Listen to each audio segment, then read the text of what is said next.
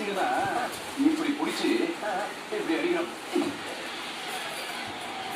எப்படி எப்படி எப்படி எடுத்து பையன் சொல்ல